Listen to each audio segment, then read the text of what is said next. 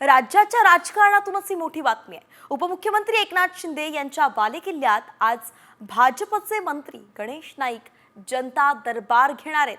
थोड्याच वेळात त्यांचा जनता दरबार भरणार आहे आणि ठाण्यासहच पालघरमध्ये मोठी बॅनरबाजी सुद्धा या संदर्भात करण्यात आली आहे। एकंदरीतच एका प्रकारे शक्ती प्रदर्शन केलं जात आहे।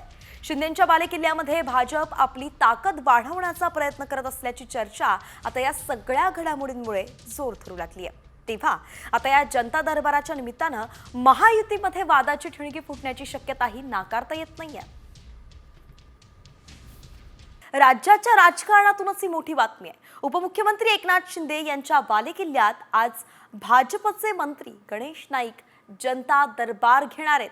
थोड्याच वेळात त्यांचा जनता दरबार भरणार आहे आणि ठाण्यासहच पालघरमध्ये मोठी बॅनरबाजी सुद्धा या संदर्भात करण्यात आली आहे। एकंदरीतच एका प्रकारे शक्ती प्रदर्शन केलं जात आहे। शिंदेंच्या बालेकिल्ल्यामध्ये भाजप आपली ताकद वाढवण्याचा प्रयत्न करत असल्याची चर्चा आता या सगळ्या घडामोडींमुळे जोर धरू लागली आहे। तेव्हा आता या जनता दरबाराच्या निमित्तानं महायुतीमध्ये वादाची ठिणगी फुटण्याची शक्यताही नाकारता येत नाहीये।